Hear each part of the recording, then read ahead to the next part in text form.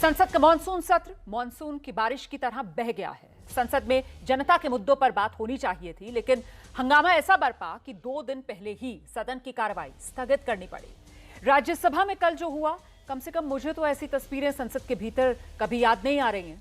वो राज्यसभा जिसे सबसे ज्यादा पढ़े लिखे लोगों का सदन कहा जाता है, एक जिम्मेदार चैनल होने के नाते हम वो तस्वीरें आपको नहीं दिखा रहे, क्योंकि वो हंगामा राज्यसभा की कार्रवाई का हिस्सा नहीं था। लेकिन उस हंगामे की वजह से आज राज्यसभा के सभापति वेंकैया नायडू के आंसू निकल पड़े। सदन की कार्रवाई शुरू होते ही कल की घटना को याद कर वो रोने लगे। 16 दिन के कामकाज में दोनों सदनों को चलाने में जनता के करीब 200 करोड़ रुपए बर्बाद हो गए, लेकिन दोनों में से कोई भी पक्ष, मतलब ना सत्ता पक्ष ना विपक्ष, कोई भी पक्ष थोड़ा सा भी झुकने के लिए तैयार नहीं हुआ। अच्छा, खास बात यह देखिए कि इतने हंगामे के बाद भी आज ओबीसी बिल को लेकर राज्यसभा की कार्रवाई चल रही है। कल लोकसभा में भी एकजुट होकर इस बिल को पास कर दिया गया था। यानी जब वोट बैंक की बात होती है तो चर्चा मंजूर है, लेकिन जब दूसरे मुद्दे होते हैं तो हंगामे से कम कुछ भी मंजूर नहीं। तो आज की हुंकार इसी मुद्दे पर। पहले ये report. I don't want to run the house like this. I am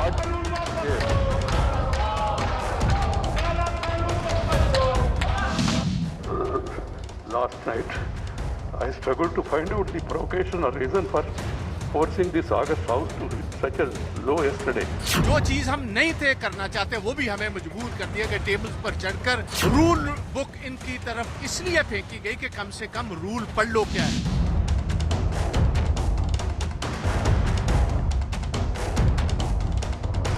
कृषि सुधार कानूनों में काला कुछ भी नहीं है, विपक्ष के कपड़ों में कालापन दिखाई देता है। केवल 74 घंटे और 46 मिनट तक ही सदन चला। संसद में हंगामे ने आज राज्यसभा के सभापति को इतना नाराज किया कि वो रोने लगे। मंगलवार को विपक्ष के सांसदों ने जो हंगामा किया, उस पर वेंकैया नायडू की आंखों में आंसू छलक आए। Members sat on the table. Some others climbed on the table of the House, perhaps to be more visible in such acts of sacrilege. I have no words to convey my anguish and to condemn such acts. As I spent a sleepless night last night, I struggled to find out the provocation or reason for forcing this August House to hit such a low yesterday. Rajya Sabha में तो हंगामे के बावजूद OBC bill को पेश किया गया, लेकिन लोकसभा की कार्यवाही समय से 2 दिन पहले ही स्थगित करनी पड़ी। हंगामे की वजह से लोकसभा में सिर्फ 22% कामकाज ही हो पाया। कि ये हमारी संसदीय मर्यादाओं के अनुरूप नहीं है। हम अपनी बात अपनी सीट पर जाकर कहें, चर्चा करें, फिर कोशिश करेंगे कि एक अच्छे वातावरण को बनाने के, एक सामूहिकता के साथ काम करने का प्रयास करेंगे, ताकि कभी संसद के अंदर गतिरोध ना हो। हमें कोशिश करना चाहिए कि नहीं, हमारी प्रोडक्टिविटी जो लगातार 5 सत्र तक रही है, हम और कोशिश करेंगे, हमारी प्रोडक्टिविटी बढ़ाएंगे और देर रात तक बैठकर चर्चा करेंगे, संवाद करेंगे। वहीं मंगलवार को राज्यसभा में हुए हंगामे में शामिल कांग्रेस सांसद प्रताप सिंह बाजवा को कोई पछतावा नहीं। बाजवा का कहना है कि उन्हें संसद के भीतर टेबल पर चढ़ने के लिए मजबूर किया गया। जो चीज हम नहीं तय करना चाहते वो भी हमें मजबूर कर दिया कि टेबल्स पर चढ़कर रूल बुक इनकी तरफ इसलिए फेंकी गई कि कम से कम रूल पढ़ लो क्या है।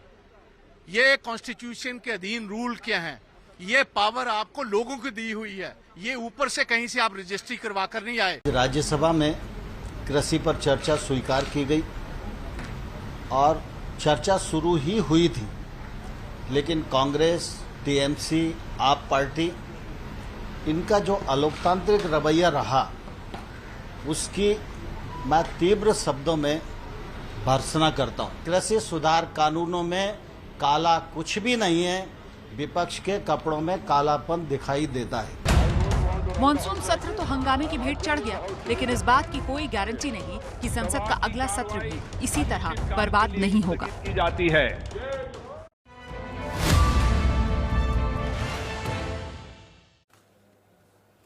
हुंकार में मैं आपका परिचय कराऊंगी आज के खास मेहमानों से, लेकिन उससे पहले सीधे आपको लेकर चलते हैं। सीआईआई की बैठक को संबोधित कर रहे हैं प्रधानमंत्री नरेंद्र मोदी।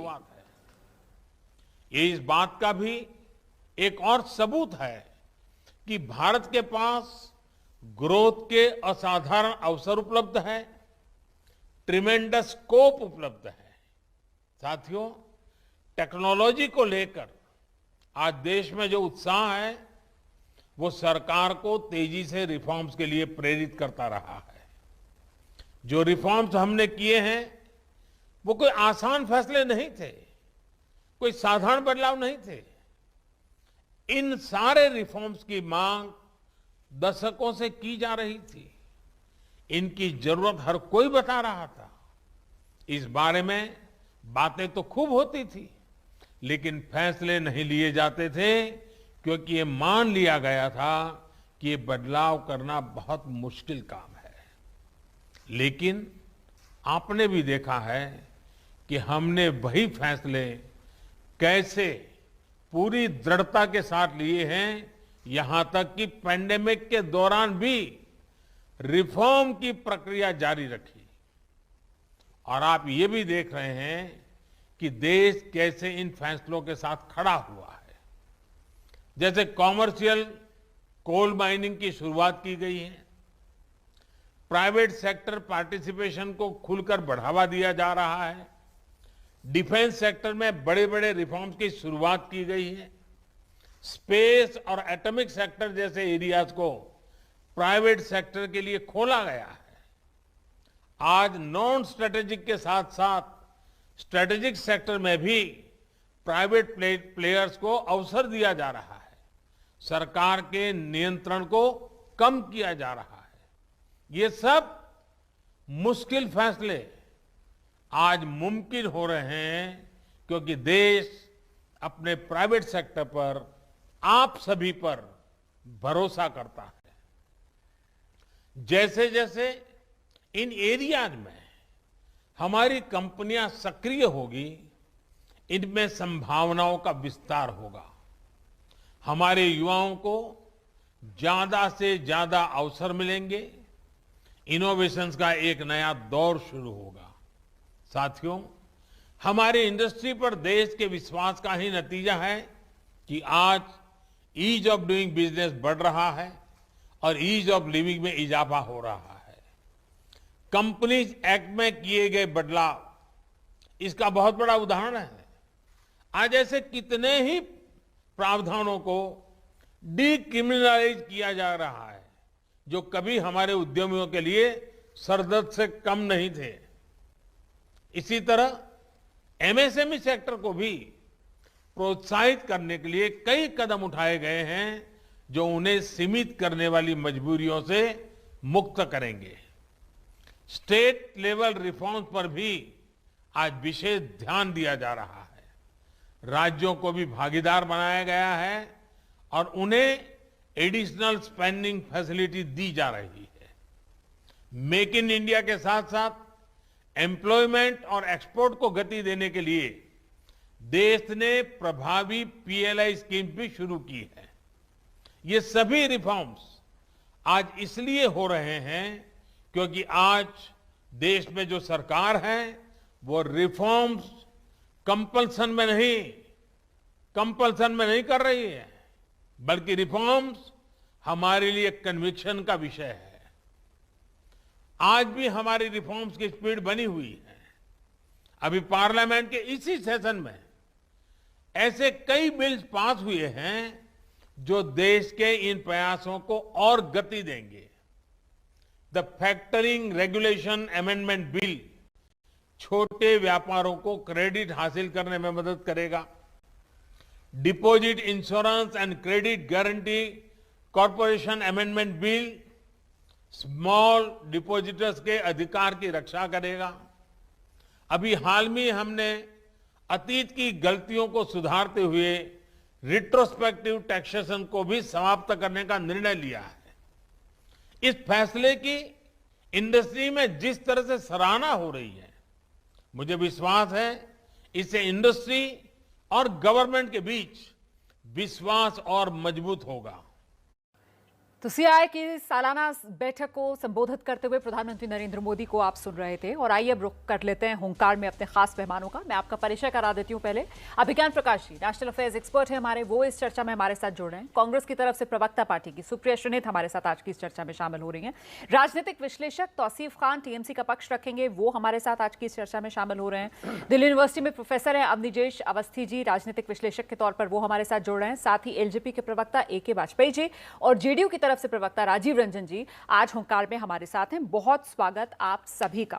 तो आज हुंकार में जिस मुद्दे पर हम चर्चा कर रहे हैं, जाहिर सी बात है कि विपक्ष वर्सेस सरकार, मर्यादा क्यों तार तार, यही वो सवाल है जिसका जवाब तलाशने की कोशिश करेंगे। सबसे पहले सुप्रिया श्रीनेत जी को आना चाहिए और बताना चाहिए कि सभापति रो दिए, सभापति के आंसुओं के लिए कौन जिम्मेदार? सुप्रिया जी। उन 600 किसानों की जो मौत हुई, जो पिछले 9 महीने से अपने हक की लड़ाई लड़ रहे हैं, कितने लोगों ने आंसू बहाए थे सदन में? क्या सभापति महोदय ने उस दिन आंसू बहाया था जिस दिन राज्यसभा में सांसदों को निलंबित कर दिया गया था और जाड़े में खुले आसमान के नीचे सांसदों को सोना पड़ा था पार्लियामेंट में प्रोटेस्ट के लिए? तो आंसू, और मैं उनका आदर करती हूं उनकी भावनाओं का, लेकिन आंसू सेलेक्टिव नहीं बह सकते हैं। 600 किसानों की मौत पर जिसने आंसू नहीं बहाया, निलंबन पर जिसने आंसू नहीं बहाया, जिस हुड़दंगई से भाजपा ने बिल पास कराया, काले कानून, आंसू नहीं बहाया, आज आंसू बहाने का उनको हक नहीं है। और मैं एक बात जरूर कहना चाहती हूं, ये जो आपका टॉपिक है मर्यादा तार तार, रोमाना जी मुझे 30 सेकंड का टाइम दीजिएगा, क्योंकि मैं आपके इस टॉपिक से 100% असहमत हूं। और असहमत इसलिए हूं रोमाना जी, क्योंकि मुझे ऐसा लगता है कि पिछले 7 साल में यह एक जबरदस्त सेशन ऑफ पार्लियामेंट रहा है, जहां पर पूरा एकजुट होकर देश के विपक्ष ने देश की आवाज को संसद में गुजाया है, सोती हुई कुंभकर्ण की सरकार को जगाया है। एक्चुअली और गहन मुद्दे मैं आपको 30 सेकंड नहीं, मैं आपको 45 सेकंड देती हूं। बच्चा जानना मैं चाहता आपको है। 45 सेकंड देती हूं, क्योंकि मैंने तो ये सवाल सोचा था कि मैं आपसे पूछूंगी। आप जिस सेशन को कह रही हैं कि साहब ये जबरदस्त सेशन रहा है, मैं तो आपसे समझना चाहती हूं कि ये जो हंगामा हुआ है इससे हासिल क्या हुआ है? आपकी नजर में क्या हासिल हो गया? बिल्कुल, बहुत अच्छा सवाल है। मुझे ऐसा लगता है कि सदन में डिबेट होता है, डिस्कशन होता है, विपक्ष का यह दायित्व है कि वो मुद्दे उठाए लोगों के और सरकार की जवाबदेही तय करे।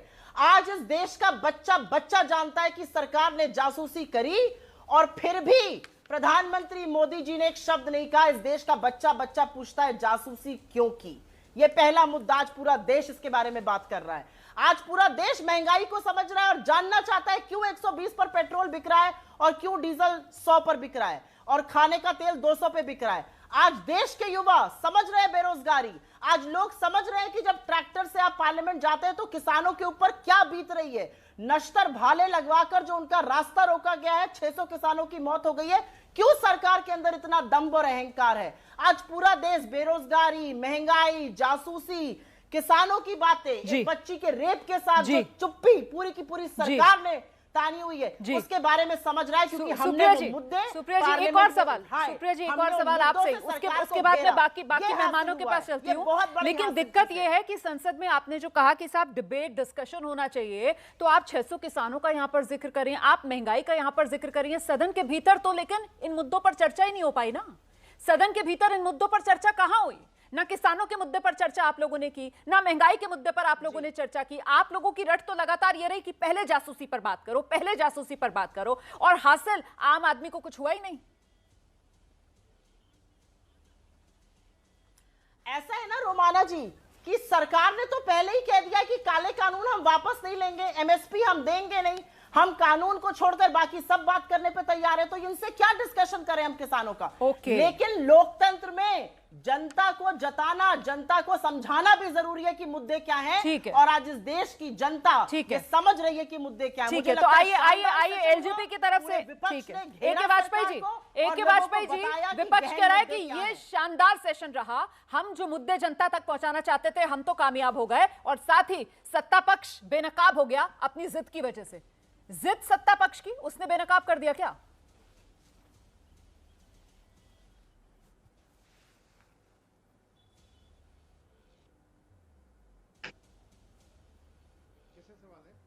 वाजपेयी जी आपसे ही पूछा मैंने।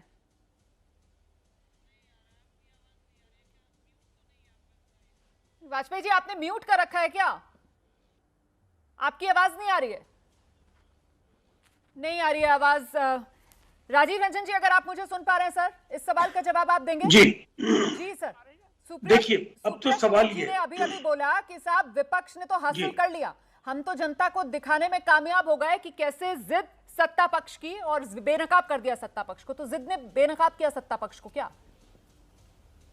देखिए, कई प्रश्नों पर हमारी असहमति कांग्रेस से हो सकती है, लेकिन ये एक असाधारण अवसर तो जरूर विपक्ष को मिला है। इस मुद्दे के इर्द गिर्द जिस तरीके की व्यापक गोलबंदी हुई, उसको कहीं ना कहीं हम ये कह सकते हैं कि संसद के अंदर जो कोहराम है, जो कोलाहल है, जो परिस्थितियां हैं, वो इस टिक्के की एक पहलू के तौर पर देखिए। लेकिन दूसरी तरफ कई प्रश्नों पर उनके मतभेद बहुत मुखर नहीं दिख रहा है। अब इस सवाल पर वो एकजुट होकर के सामने आए हैं। अब मैं एक बात जरूर कहना चाहूंगा, हमारी पार्टी ने भी पेगासस की जांच की मांग की जी, और हमारा ये मानना है कि वैश्विक परिदृश्य इस तरीके का है कि दुनिया के अनेक लोकतंत्र इस पर अपनी राय स्पष्ट कर चुके हैं, दुनिया की अनेक अदालतें इसका कॉग्निजेंस ले चुकी हैं। तो केवल ये कहना कि अब ये पूरी तरह से केवल काल्पनिक सवाल है, इस सवाल में कोई दम नहीं है, बजाय इसके आप जांच कराने का आश्वासन दे दीजिए। हाँ। और किसानों का प्रश्न सामने हो। सर, जब आप ये बात कहते हैं तो ये बात और महत्वपूर्ण इसलिए हो जाती है क्योंकि साहब आप तो साथी है ना बीजेपी के, आपके तो हिस्सेदारी से मंत्री है ना सरकार के अंदर। तो ऐसे में आप जो बात कह रहे हैं उस पर मुझे लगता है वाजपेयी जी को आना चाहिए। आइए वाजपेयी जी, सरकार चूक गई, एक ऐसा मुद्दा जिसमें विपक्ष को यहां पर अपर हैंड दे गई सरकार, ऐसा कह रहे हैं राजीव रंजन जी, आपका क्या मत है?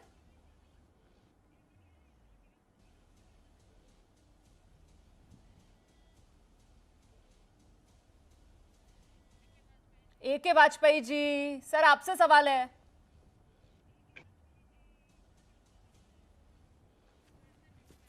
आवाज सर फिर से दिक्कत आ रही है? मिल रही है सर, मिल रही है, कहिए।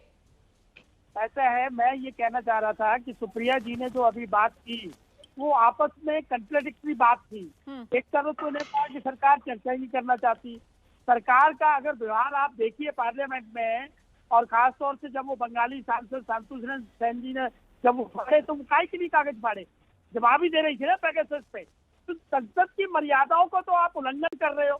संसद को अगर नहीं चलने दोगे, 200 करोड़ रुपए का अगर नुकसान होगा तो क्या ये 16 विपक्षी दलों के सांसद पैसे जमा कराएंगे?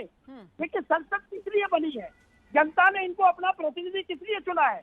सिर्फ इसलिए चुना है कि संसद में जाइए, जनता के सवाल उठाइए, जनता की बातों को उठाइए और जनता के कैसे जीवन यापन। लेकिन वाजपेयी जी, अभी जो बात आप कर रहे थे कि साहब सरकार की तरफ से तो जवाब ही दिया जा रहा था, सर कहाँ जवाब दिया जा रहा था? साथी है ना, सरकार के साथी है जेडीयू, आपने उनको सुना या नहीं सुना? राजीव रंजन जी तो खुद ही कह रहे हैं पेगासस की जांच होनी चाहिए, नीतीश कुमार ये बयान देकर चले जाते हैं। सर देखिए, नीतीश कुमार जी का स्टैंड हर मुद्दे पे भाजपा से अलग होता है। चाहे वो 370 का ले लो, चाहे वो राम मंदिर का ले लो, चाहे जनसंख्या नियंत्रण पे कानून पे ले लो, चाहे अभी जो पेगासस पे है। पेगासस पे एक बात बताइए कि जब सारा का सारा मामला न्यूज कटिंग की बेस पे आधारित है, क्या जा सकता है?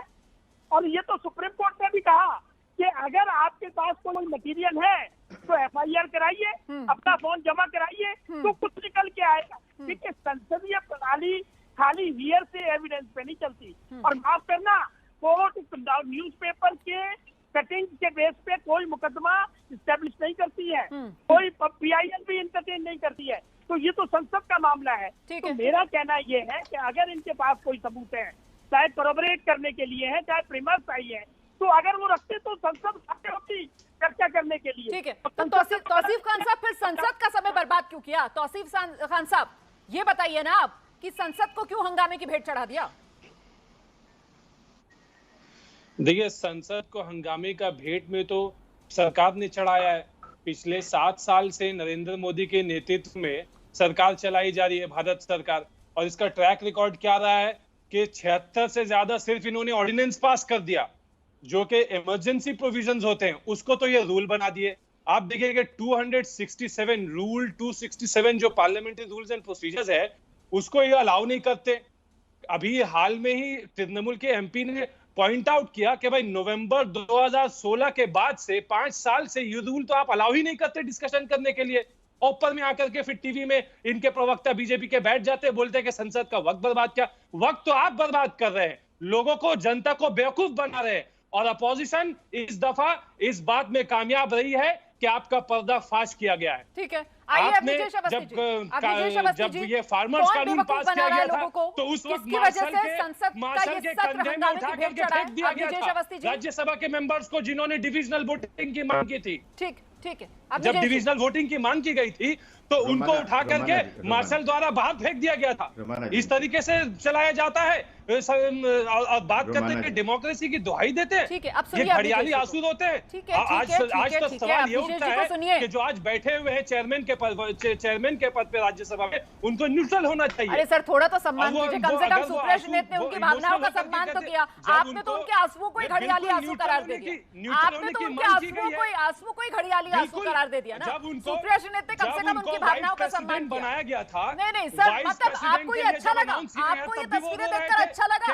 राज्यसभा में आपने पहले कभी ऐसी तस्वीरें देखी है जहां पर माननीय जो है वो मेजों पर चढ़े हुए हैं? आपने देखी है कभी ऐसी तस्वीरें राज्यसभा में? मैंने तो नहीं देखी है सर, मैंने तो नहीं देखी। चेयरमैन के तौर पे उन्हें न्यूट्रल होना होगा। ऊपरी सदन के अंदर ऐसी हुल्लड़बाजी सर मैंने तो नहीं देखी। रहना होगा सर, आपको भी थोड़ा सा न्यूट्रल होकर टिप्पणी करनी पड़ेगी सर, थोड़ी भावनाओं को भी समझना होगा। घड़ियाली आंसू आप इतनी आसानी से करार मत दीजिए ना सभापति के आंसुओं को। अब नीजेश अवस्थी जी आइए। नहीं, अगर न्यूट्रल रहते हैं तो हुल्लड़बाजी नहीं होती। ठीक है, अब सुन लीजिए सर, आप नीजेश अवस्थी जी को। अब नीजेश जी प्लीज आइए सर, प्लीज आइए।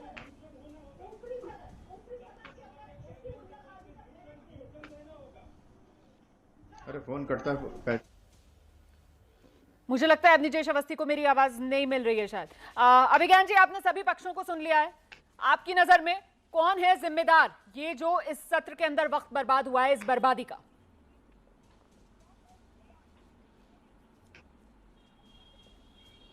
देखिए, मैं थोड़ा ओल्ड फैशन हूं और जरूर कहना चाहूंगा, क्योंकि बरसों, बहुत साल मैंने पार्लियामेंट कवर की और बड़ा सम्मान करता हूं, क्योंकि एक से एक शानदार लोगों को और शानदार बहस को सुना। तो आइडियल सिचुएशन तो यही होती, मैंने पहले भी कहा था कि पार्लियामेंट्री डिबेट होता। विपक्ष के मुद्दों पर, विपक्ष के मुद्दे गंभीर हैं, उससे कोई डिसएग्रीमेंट नहीं है, लेकिन पार्लियामेंट्री डिबेट होता और वही उस डेमोक्रेसी के टेम्पल की सबसे बड़ी अहमियत है। अब दिक्कत क्या हो रही है? दिक्कत ये एक तौर तरीका बन गया है। 2-3 पॉइंट बहुत स्पष्टता से रख दूं। जो सरकार और गवर्नमेंट ऑफ द डे होती है, रोमाना सुनिएगा इसको गौर से, जिम्मेदारी उसकी होती है, क्योंकि उसके पार्लियामेंट्री अफेयर्स मिनिस्टर होते हैं जिनको बातचीत करके सुनिश्चित करना पड़ता है अलग अलग परिस्थितियों में विपक्ष के साथ। ये किसी भी गवर्नमेंट ऑफ द डे के लिए अप्लाई होता है, चाहे जब कांग्रेस की सरकार रही हो, चाहे आज बीजेपी की सरकार है।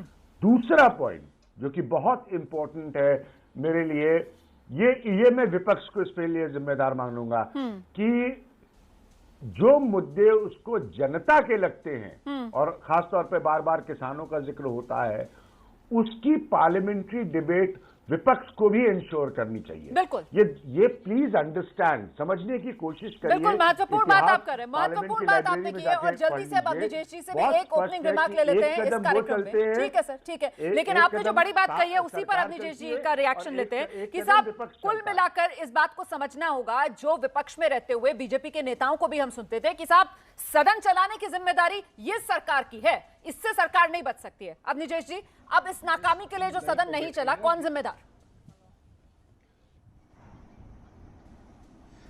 रोमाना जी, बड़ी साफ सी बात है। सदन चलाने की जिम्मेदारी अगर सिर्फ सरकार की होती तो विपक्ष का काम सिर्फ हंगामा करना नहीं है। और हंगामा करिए, आप रोकिए, स्थगन प्रस्ताव दीजिए, चर्चा की मांग कीजिए, लेकिन उसका भी तो तरीका होता है ना। एक बात। दूसरी बात, आज ये कह रहे पेगासस बच्चा जानता जासूसी कर रहा है। ये सबूत गैंग वाले हैं। ये सर्जिकल स्ट्राइक और एयर स्ट्राइक का सबूत मांग रहे थे, कितने हमें दिखाइए। और कौन घोषणा किसने की थी? आर्मी अफसर्स ने की थी। आज अखबार की एक रिपोर्ट के आधार पर ये कह रहे हैं कि जासूसी हुई है, निष्कर्ष भी निकाल लिया। जो मसला सुप्रीम कोर्ट में, उच्चतम न्यायालय में विचाराधीन है, उच्चतम न्यायालय उस पर बाकायदा निर्णय लेगा, सुनवाई करेगा, अपना फैसला देगा, जैसा कि राफेल में दिया, जैसा कि जज लोया केस में दिया। लेकिन जो फैसला मंजूर हो वो तो ठीक, जो मंजूर ना हो वो ठीक नहीं।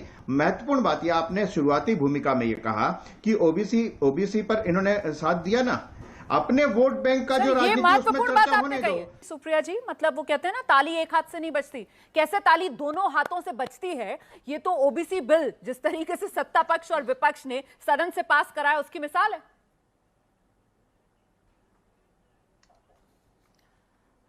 आपकी बात से मैं 100% सहमत हूं, और इसीलिए क्योंकि वो कल्याणकारी बिल था, हमने अपनी सहमति दी और हम उस डिबेट का हिस्सा बने। हमने उस कानून को पारित किया क्योंकि ये कल्याणकारी बिल है। आप जनता के मुद्दे बार बार कह रही हैं, आपके लोग जनता के मुद्दे बार बार कह रहे हैं। क्या महंगाई, बेरोजगारी, किसानों की अस्मिता, जासूसी, ये जनता के मुद्दे नहीं है? इसीलिए तो मैं आपसे सवाल जनता के बड़े ज्वलंत मुद्दे, इसीलिए तो सुप्रिया जी मैं आपसे सवाल पूछ रही हूं, फिर किसानों के मुद्दों पर चर्चा क्यों नहीं? क्या किसान क्योंकि वोट बैंक नहीं है इस देश के अंदर, इस वजह से किसानों के मुद्दे पर चर्चा नहीं की? महंगाई पर चर्चा सदन में क्यों नहीं की विपक्ष ने? क्या विपक्ष को ऐसा लगता है कि महंगाई जमीनी स्तर पर मुद्दा नहीं है आम आदमी के बीच, इस वजह से आपने महंगाई पर चर्चा नहीं की सदन के भीतर? कोरोना पर आप लोगों ने सदन के भीतर चर्चा क्यों नहीं की? क्या आपको ऐसा लगा कि अगर एक उंगली आप बीजेपी की सरकार की तरफ उठाएंगी तो फिर 3 उंगलियां अपनी जो राज्य सरकारें हैं उनकी तरफ भी तो उठेंगी? इस घेरने के डर से कोरोना के मुद्दे पर आप लोग चर्चा से बचे, क्यों नहीं चर्चा की किसानों के मुद्दे पर, महंगाई पर, कोरोना के मुद्दे पर? यही जानना चाह रही हूं। मैं आपकी उत्तेजना देखकर खुश हूं और मैं आशा करती हूं कि यही उत्तेजना, और मैं आपसे नहीं, मैं मीडिया के अपने साथियों से कहती हूं, यही उत्तेजना सरकार से कड़े सवालों घेरने पर उठाई जाए तो इस देश का कल्याण हो जाएगा। विपक्ष से सवाल पूछे जाएंगे, मर्यादा अकेले विपक्ष की है, सदन को चलाने की कोई जिम्मेदारी सरकार की नहीं है। मैं आपसे एक छोटी सी आपको एक एग्जांपल देती हूं। सरकार में पार्लियामेंट्री अफेयर्स मिनिस्टर होते हैं, प्रहलाद जोशी जी वो मंत्री हैं। हम कह रहे थे जासूसी के बारे में बात करिए क्योंकि ये राष्ट्रद्रोह, राष्ट्रीय सुरक्षा के साथ खिलवाड़ की बात है। वो रोज रोज आकर बयान देते थे कि ये नॉन इश्यू है, नॉन इश्यू है।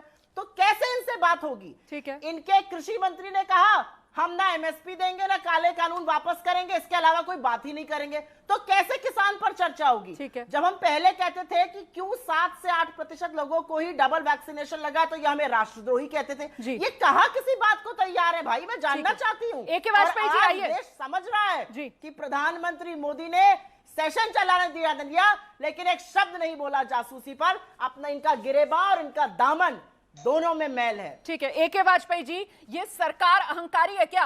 इसी वजह से सदन की कार्रवाई नहीं चल पाई। सुप्रिया जी कह रही हैं कि साहब जिम्मेदारी क्या सरकार की बिल्कुल नहीं है। रोमाना जी देखिए, हकीकत इनको भी मालूम है और ये बार बार इस बात को कह रही हैं कि चर्चा कैसे करेंगे, किस बात पे चर्चा करेंगे। किसानों का बिल जब पास हुआ था तो क्या पार्लियामेंट में चर्चा नहीं हुई थी? क्या पार्लियामेंट में राहुल गांधी ने भी भाषण दिया था, याद होना चाहिए आपको। तो उस वक्त जब चर्चा हो गई, पार्लियामेंट ने पास कर दिए और आज की डेट में कोई कानून एग्जिस्टेंस में नहीं आएंगे तो क्या चर्चा करेंगे? अपने आप को एक्सपोज कराएंगे क्या?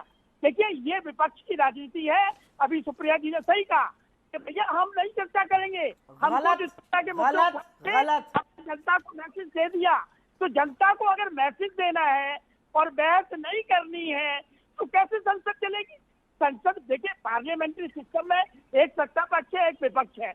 तो अगर विपक्ष कोऑपरेट नहीं करेगा तो सरकार को अपनी मनमानी ढंग से जो बिल पास कराने होंगे वो करा लेंगे। तो इसका मतलब क्या हुआ कि आप लोग अपनी जिम्मेवारी से भाग रहे हैं। क्यों नहीं? ठीक है, सुप्रिया सुने 30 सेकंड का समय आपको जवाब देने के लिए, उसके बाद आगे बढ़ रही हूँ। ठीक है सर, आपने जो आरोप लगाया, सुप्रिया आइए। मुझे सिर्फ ये कहना है कि हम अपनी जिम्मेदारी से भाग रहे हैं, आप विपक्ष को अपना विरोधी समझते हैं, समझिए। आपके घटक दल भी कह रहे हैं कि इस पर जांच होनी चाहिए। आपके घटक दल भी महंगाई को लेकर परेशान हैं। आपके कितने ही घटक दल इसके खिलाफ बोल रहे हैं, उनको क्या कहिएगा? वो भी विरोधी हैं, वो भी आपका अवरोध बन रहे हैं। अरे आपके साथ खड़े हुए लोग भी आपको राजधर्म याद दिला रहे हैं। आपके अंदर राजहट इतना आ गया है कि आप किसी की बात सुनना ही नहीं चाहते। उनको तो वो किसी गिनती में ले ही नहीं रहे ना। राजीव रंजन जी देखिए यहाँ पर बैठे हुए हैं, लेकिन राजीव रंजन जी को तो वाजपेयी जी किसी गिनती में ले ही नहीं रहे। वो तो कह रहे हैं नीतीश कुमार का यही ढर्रा रहा है, नीतीश कुमार हमेशा इसी ढर्रे पर चलते हैं। हैं, मोदी सरकार के विपरीत वो स्टैंड लेते हैं। राजीव रंजन जी, देखिए, सबसे पहली बात तो ए.के. वाजपेयी जी क्या कहते हैं मुझे उसकी परवाह नहीं है। ए.के. वाजपेयी जी की पार्टी खुद गहरे संकट में है और मुझे लगता है पहले उन्हें अपनी पार्टी को बचाना चाहिए। मैं एक बात जरूर कहना चाहूंगा, मैंने पेगासस को लेकर के जो बातें कही वो पार्टी का ऑफिशियल स्टैंड है, लेकिन दूसरे हिस्से में मैं ये जरूर कहना चाहूंगा कि जो दम तोड़ती सांसें इस देश ने, चाहे वो सरकारें यूपीए की हो, एनडीए की हो या नॉन एनडीए नॉन यूपीए की सरकारें हो, एक अवसर है कि तीसरी लहर की आशंकाओं को देखते हुए संसद में बहस का मार्ग प्रशस्त करने के लिए विपक्ष को आगे आना चाहिए। और अगर किसानों के सवालों पर आप इतने मुखर संसद के बाहर हैं, तो संसद का जो सत्र है उसका इस्तेमाल करने से आप क्यों पीछे जाए? बिल्कुल। और एक सवाल आपने पूछ करके हम लोगों का काम आसान बनाया है कि जो वोट बैंक पॉलिटिक्स के लिए जरूरी मसले हैं उस पर तो आप बैठ रहे हैं पार्लियामेंट में, तो हमारा जो नजरिया है उस पर मुझे वाजपेयी जी की कम से कम नसीहत की जरूरत नहीं है। बिल्कुल बिल्कुल सर, मैं तो इसी हमारी वजह से पार्टी, और मैं तो ये कह रही हूँ कि बार बार कही जाती है कि साहब इस देश के अंदर किसान की सबसे बड़ी बदनसीबी ये है कि वो एक वोट बैंक नहीं है। जब वोट का वक्त आता है तो फिर वो जाति और धर्म में बट जाता है। इस देश के अंदर महंगाई मुद्दा नहीं है। क्या यही वजह है कि विपक्ष इन तमाम मुद्दों से सदन में चर्चा करने से बचता नजर आया? आइए तौसीफ खान साहब, विपक्ष का मौका चूक गया। कोरोना, महंगाई और किसानों का मुद्दा, इस पर चर्चा नहीं, सिर्फ हंगामा। तौसीफ खान, देखिए, अभी आपने भी इस बात को माना कि हाँ, चर्चा करवाना ये जिम्मेदारी सरकार की है, पार्लियामेंट्री अफेयर्स मिनिस्टर की है, लेकिन अगर वो इस तरह का रवैया रखे, अगर पीजेएसएस की डिमांड होती तो वो कह देते ये नॉन इशू है, अगर काला कानून वापस लो का मांग होता तो वो कहते कि हम नहीं वापस लेंगे, जो करना है कर लो। तो ये रवैये से प्रॉब्लम है। ये एक व्यक्ति या दो व्यक्ति जिसको ईगो में जो बात लेकर के बैठी हुई है, उस वजह से पूरा देश आज जूझ रहा है, चाहे वो किसान हो चाहे वो आम जनता हो, सब जूझ रहे हैं। ऐसे सरकार नहीं चलता। और यही वजह है कि आज विपक्ष के पास कोई रास्ता नहीं है सिवाय इसके कि वो इसको प्रोटेस्ट करे, इसके खिलाफ आवाज उठाए। आज अगर आवाज नहीं उठाया जाएगा तो 10 साल बाद आने वाली जो पीढ़ी है वो आज के विपक्ष को माफ नहीं करेगी, क्योंकि ये रवैया, ये डिक्टेटोरियल एटीट्यूड नहीं चलेगा। अवनीश जी, आप भी महसूस कर पा रहे हैं क्या जिस विपक्ष की बेबसी का यहाँ पर जिक्र तौसीफ खान साहब कर रहे हैं कि साहब हम करें तो क्या करें, सरकार सुनती कहाँ है हमारी? रोमाना जी बड़ी साफ सी बात है कि ये कह रहे हैं कि हम काले कानून को वापस नहीं लेंगे, ये सरकार कह रही है। आप बहस के माध्यम से संसद में वो तथ्य रख सकते हैं जिससे आप तय कर सके, प्रमाणित कर सके कि ये काला कानून है, किसानों के खिलाफ है। आप संसद के भीतर पेगासस जूसी का प्रमाण रख करके आप सामने रख सकते हैं, जांच के लिए मजबूर कर सकते हैं, लेकिन ये किया नहीं ना, क्योंकि है नहीं, प्रमाण नहीं है, क्योंकि कानून के खिलाफ, कानून के पक्ष में थे ये लोग। कांग्रेस के मैनिफेस्टो में था ये सब कुछ करना। कांग्रेस ने, तमाम दलों ने जो आज विरोध कर रहे हैं, इवन किसान नेता जो हैं, उन्होंने जब ये कानून बना तो ये कहा कि हमारे बरसों की, सदियों की मांग पूरी हो गई, सपना पूरा हो गया। अगर बात है, आधे घंटे तक विरोध करेंगे हम संसद में और आधे घंटे के बाद हम बहस करेंगे, सरकार अपना विपक्ष का विरोध का मुद्दा भी सामने आ जाता जनता के समक्ष, और चर्चा के माध्यम से संसद में रखी गई बातें, प्रिविलेज मोशन होता है, वहां कोई अखबार की कटिंग के आधार पर नहीं, आपको प्रमाण देना पड़ेगा ना। ये करना नहीं चाहता विपक्ष। ठीक है। आप जो बात कह रहे हैं, जल्दी से 30 सेकंड में सुप्रिया का जवाब लेते हैं, फिर अभिज्ञान जी का रुख करूंगी। सुप्रिया, ये ऐसा फॉर्मूला नहीं निकाला जा सकता था जो फॉर्मूला अवनीश जी कह रहे हैं कि भाई आप आधे घंटे आप विरोध कर लो, उसके बाद कम से कम चर्चा कर लो। आप अवनीश जी संघ के हैं तो वो उन्हीं की तरफ से बात करेंगे। पता नहीं क्यों राजनीतिक विश्लेषक अपने आप को कहलाते हैं, वो संघ के हैं, भाजपा के समर्थक हैं, वो कहें तो ज्यादा अच्छा है। खैर, मुझे से कोई आपत्ति नहीं है। मैं दूसरी बात कहना चाहती हूं आपसे, इतने एडजर्नमेंट मोशन की नोटिस दी गई और उसी से बहस होती है। सरकार ने एक भी एडजर्नमेंट मोशन क्यों नहीं एक्सेप्ट किया? अगर इनका दामन साफ था, अगर ये वाकई में बहस करना चाहते थे तो एडजर्नमेंट मोशन की नोटिस एक्सेप्ट करते। एक भी नोटिस एक्सेप्ट नहीं करी गई। एक भी सत्ता पक्ष के लोगों ने विपक्ष के सांसदों को या लीडर ऑफ ऑपोजिशन को कहीं नहीं बुलाया, किसी बहस के लिए आमंत्रित नहीं किया। ये क्यों झूठ बोलते हैं जब वहां पर खुलेआम कह रहे हैं खड़े होकर लोग कि ये तो नॉन इशू है, वो क्या बहस कराएंगे? ये मुझे पूछना है। एडजर्नमेंट मोशन क्यों नहीं एक्सेप्ट किया गया?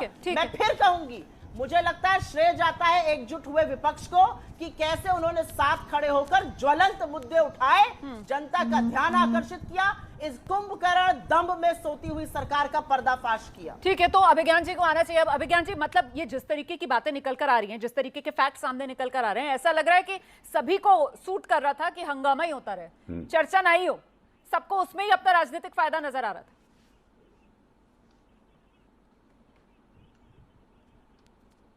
सही बात है, क्योंकि ये राजनीति है। आपका पॉइंट बहुत वैलिड है, मैं आपके पॉइंट से डिसएग्री नहीं करूंगा, क्योंकि मैंने कहा ना कि मैं थोड़ा सा इस मामले में बरसों देश की संसद देखी है, बहुत करीब से नेताओं को वहां पर बोलते हुए सुना है, तो ये तो सही बात है कि पार्लियामेंट्री प्रैक्टिस ये कहती है कि आप आइए, चर्चा करिए।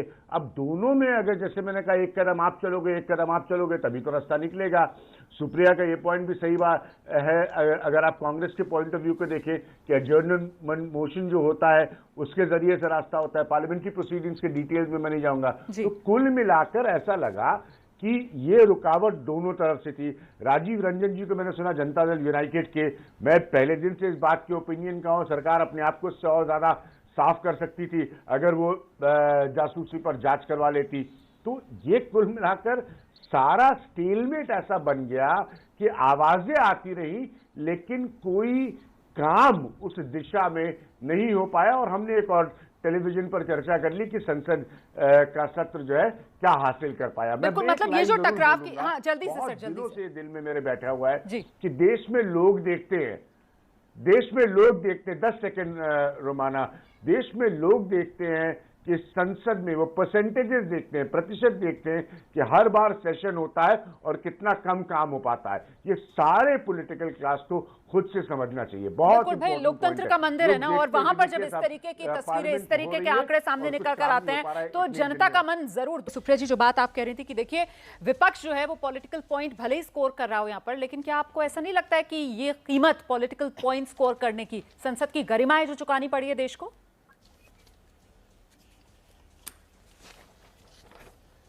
संसद की गरिमा, सांसद, विपक्ष, सरकार, इन सबसे ऊपर इस देश की जनता है। और उस जनता के क्या मुद्दे हैं? उस जनता के मुद्दे हैं कि जासूसी क्यों हुई, राष्ट्रीय सुरक्षा के साथ खिलवाड़ क्यों हुआ, महंगाई इतनी क्यों बढ़ी हुई है, बेरोजगारी इतनी क्यों है, तमामों किसानों की इतनी प्रताड़ना क्यों की जा रही है, 600 किसानों की मौत हो गई है, ये जनता के मुद्दे हैं। और जब सरकार इस मुद्दों से भागती है तो विपक्ष को मजबूर होकर, और मुझे लगता है कि ये हमारे श्रेय दिया जाना चाहिए कि हमने मजबूर होकर इन मुद्दों को उठाया और आज जनता ने सराहा इन मुद्दों को। ठीक है, ए के वाजपेयी जी, सरकार कॉम्प्रोमाइज कर रही थी क्या जनता के इन मुद्दों से जो विपक्ष को हल्ला करना पड़ा? वाजपेयी जी, रोमाना जी, बड़ा साफ है विपक्ष का, बड़ा बात ही नहीं करना चाहते हैं ये लोग। करेंगे टीवी में डिबेट करेंगे, संसद में नहीं करेंगे, और उसका कारण है संसद में अगर डिबेट करेंगे तो इनके पास क्या स्क्वायर करने के लिए रह जाएगा? क्या किसानों को 1,38,000 करोड़ रुपए दिए गए कभी पहले? सुना करिए आप क्या बोल रहे हैं, अनर्गल अनर्थक बात कर रहे हैं, बिना तथ्यों की बात आप करते हैं। दिक्कत की बात ये है वाजपेयी जी, आप चलिए समय मेरे पास इतना ही है, समय मेरे पास इतना ही है। बहुत बहुत धन्यवाद। वीकेंड मतलब शनिवार और रविवार दोनों दिन सब कुछ बंद रहता था, लेकिन अब ये सिर्फ और सिर्फ रविवार को ही बंद रहेगा। शनिवार को कोरोना कर्फ्यू।